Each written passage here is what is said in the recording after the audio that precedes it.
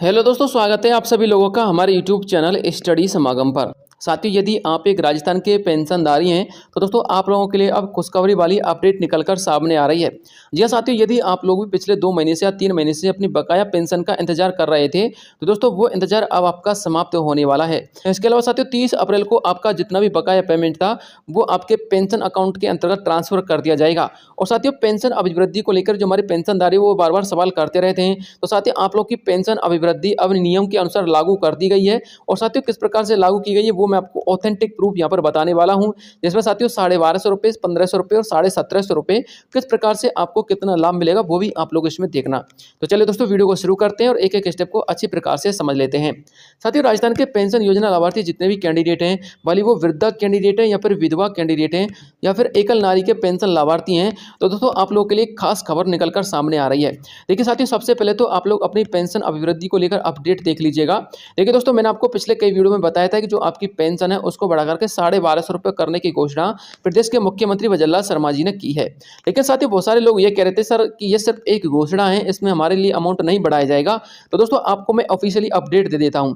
देखिए साथियों, जब आप लोग पेंशन योजना के ऑफिशियली पोर्टल पर जाओगे तो दोस्तों उस पोर्टल पर आपको कुछ इस प्रकार का इंटरफेस देखने को मिलेगा, जिसमें साथियों आप लोग यहाँ पर चेकआउट कर सकते हैं। जो हमारे विशेष योग्यजन पेंशन धारक हैं उनके लिए तो यहाँ पर पेमेंट अमाउंट नॉट एप्लीकेबल बताया गया है, और जो वृद्धा कैंडिडेट है उनके लिए 1250 रुपये कर दिया गया है, और जो कृषक कैंडिडेट है यानी जो कृषक वृद्धजन है उनके लिए भी 1250 रुपये कर दिया गया है।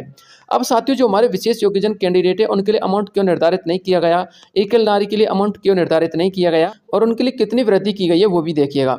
देखिए साथियों, जो हमारे वृद्धा कैंडिडेट है, कृषक वृद्ध कैंडिडेट है, उनके लिए तो 1250 रुपये अमाउंट दिया गया है। लेकिन साथियों जो एकल नारी कैंडिडेट है उनके लिए 1500 रुपये अमाउंट दिया जाता है। और साथियों जो हमारे विशेष योग्यजन कैंडिडेट है उनके लिए भी 1500 रुपये अमाउंट दिया जाता है, लेकिन कुछ कुछ श्रेणी में, ठीक है ना।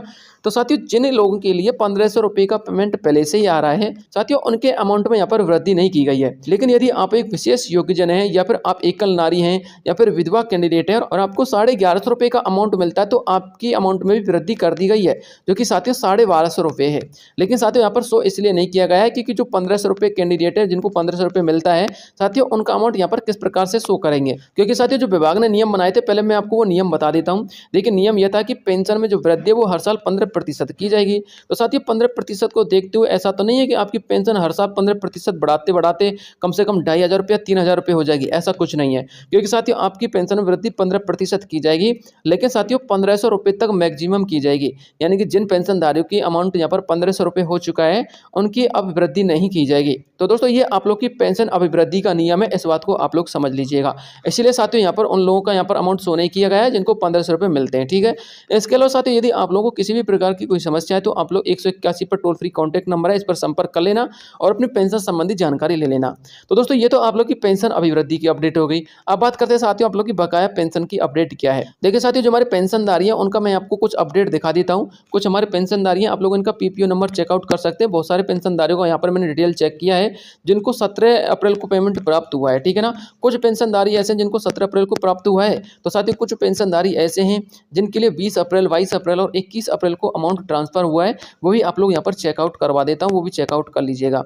देखिए साथियों 22 अप्रैल को इन कैंडिडेट को प्राप्त हुआ है और एक हमारे पेंशनधारी ऐसे जिनको 21 अप्रैल को भी पेमेंट ट्रांसफर किया गया है। देखिए आप लोग यहाँ पर चेकआउट कीजिएगा, इनको 21 अप्रैल को पेमेंट ट्रांसफर किया गया है। साथियों यदि मैं आपको एक शब्द में बताना चाहूँ तो किन किन लोगों की पेंशन यहाँ पर आ रही है फरवरी मार्च के और किन की नहीं आ रही वो देखिएगा।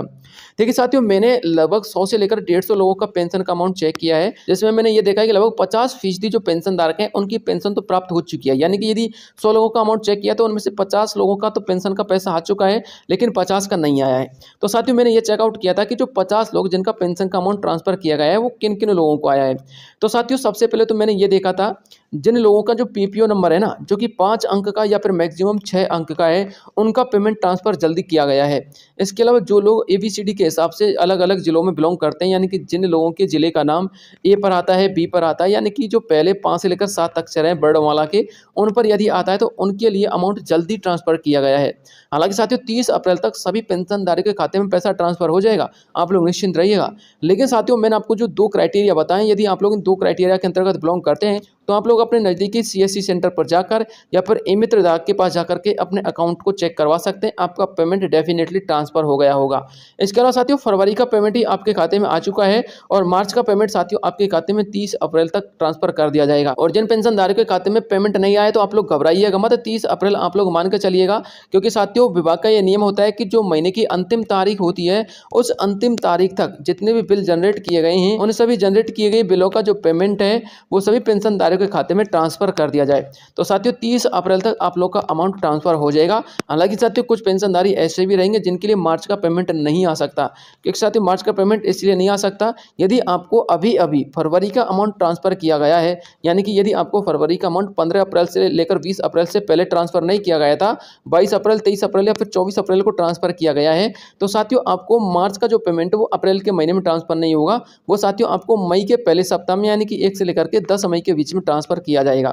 तो दोस्तों इस बात को आप लोग ध्यान में रखिएगा। ये बड़ी अपडेट आ रही थी हमारे पेंशन धारकों को लेकर। इसके अलावा यदि कोई नई अपडेट आएंगे तो आपको तुरंत वीडियो के माध्यम से प्रोवाइड करवा दूंगा। मिलता हूँ नेक्स्ट किसी अन्य वीडियो में, तब तक के लिए जय हिंद, जय भारत।